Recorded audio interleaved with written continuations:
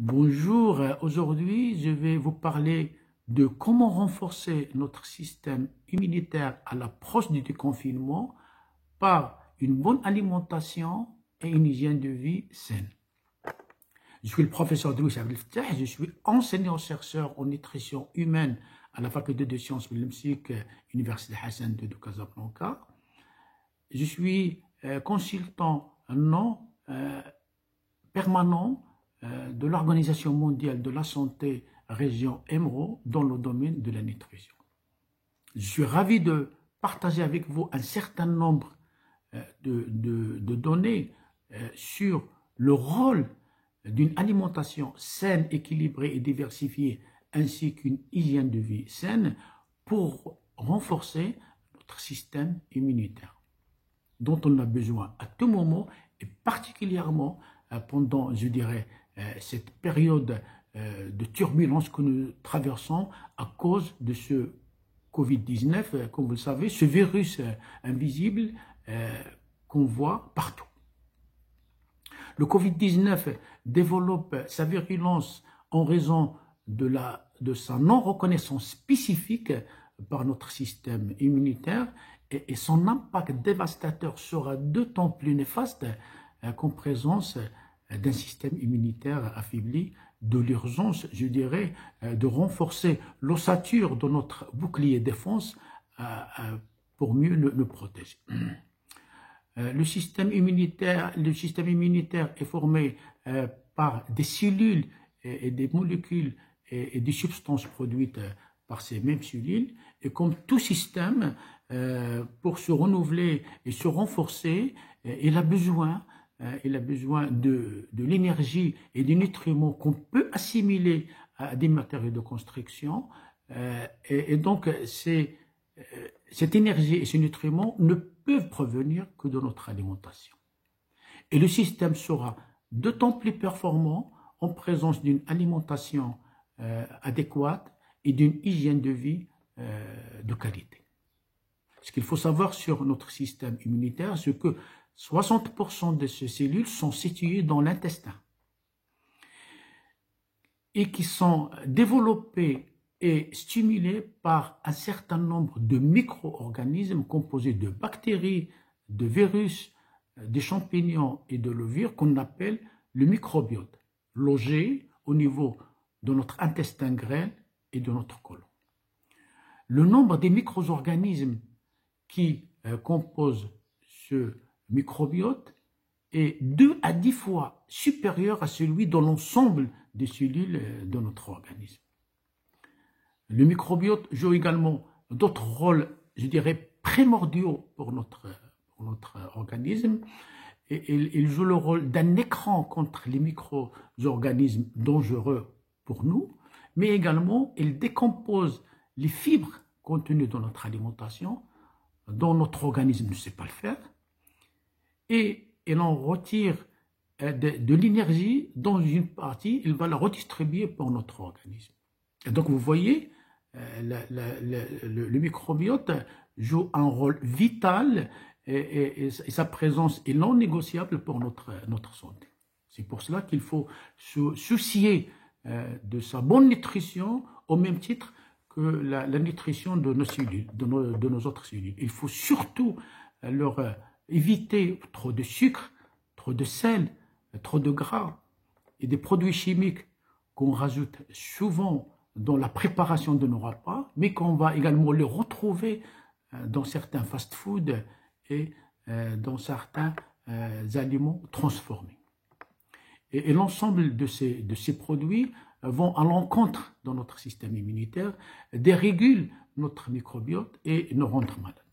Et donc il faut privilégier une alimentation saine composée de produits naturels et frais et apportée d'une manière équilibrée et diversifiée. Alors c'est quoi une alimentation équilibrée et diversifiée? C'est une alimentation qui doit couvrir nos besoins corporels en énergie et en nutriments.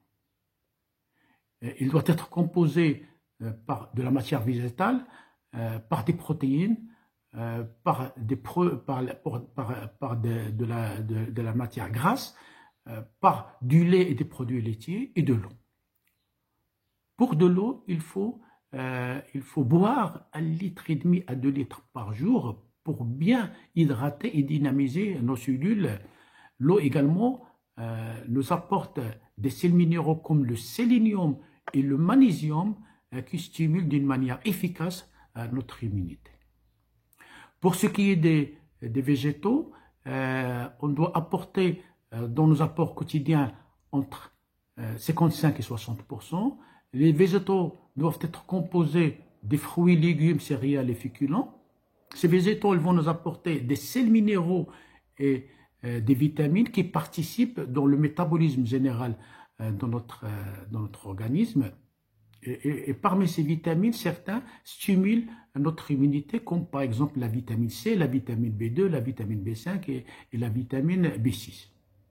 On va les retrouver dans les oranges, le citron, le poivron jaune, le persil, le brocoli, le navet, les fraises, les kiwis, les pommes de terre, le riz et le blé complet, mais également dans des féculents tels que les pois chiches, les haricots verts et les fèves qui nous apportent en plus des protéines végétales qui sont aussi efficaces que les protéines animales.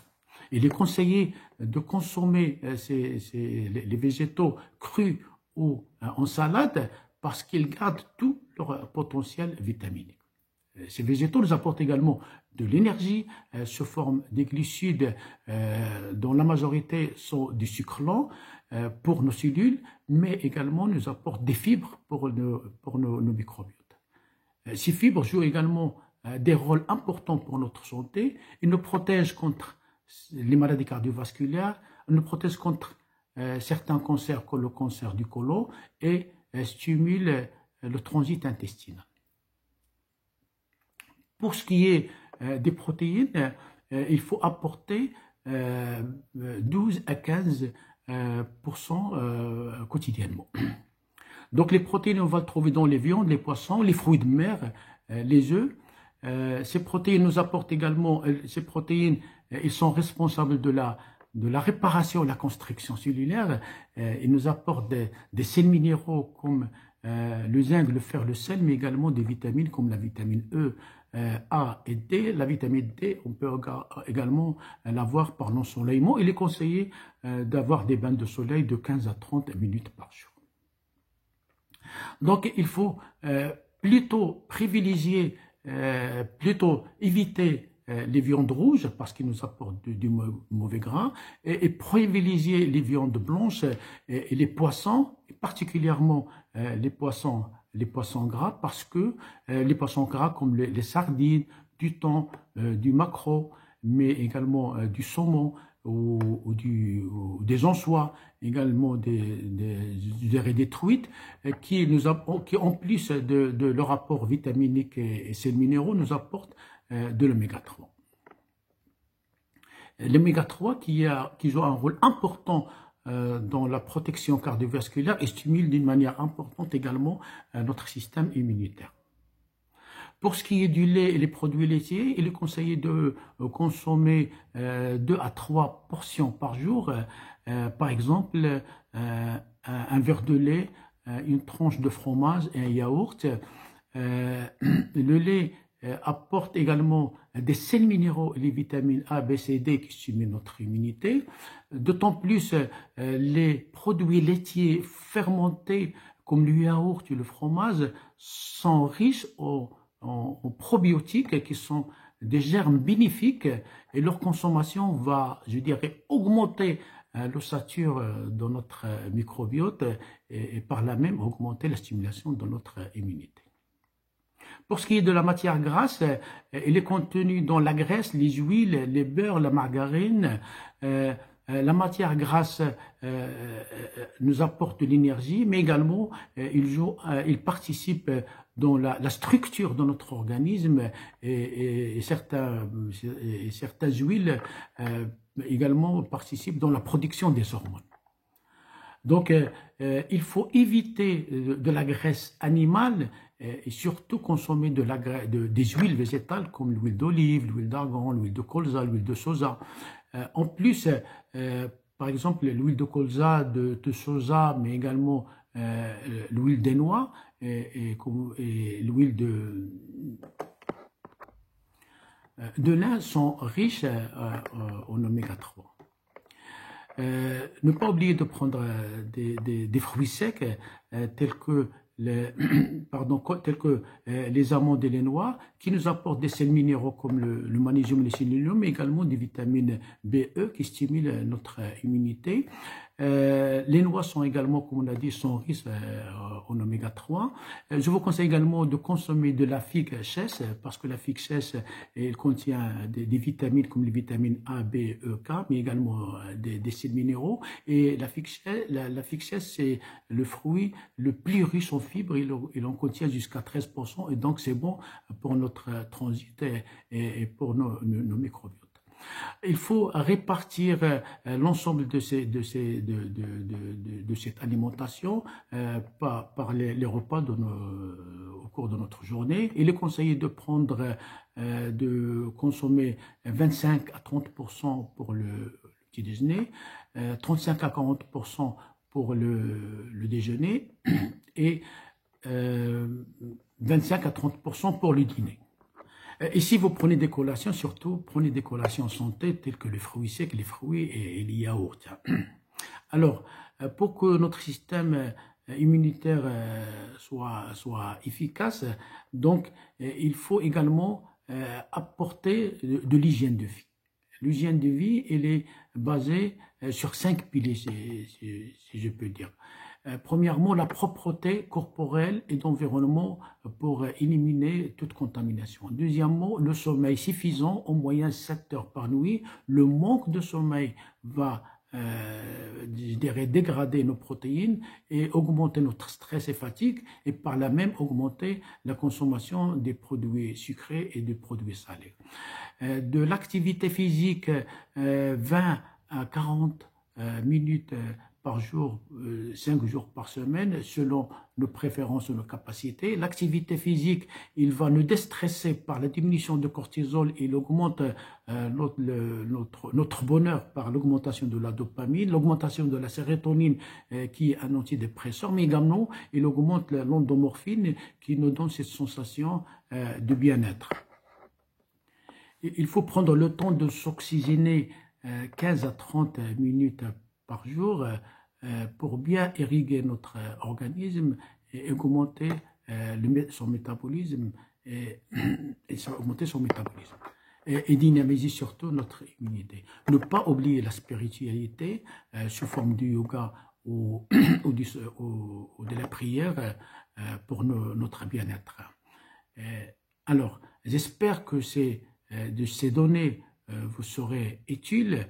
Et pourquoi pas, je dirais, profiter de cette période de turbulence, comme on a dit, pour améliorer son comportement alimentaire et son hygiène de vie. Et je vous conseille surtout de préparer des repas aussi colorés que l'arc-en-ciel, par des produits bien sûr naturels et frais.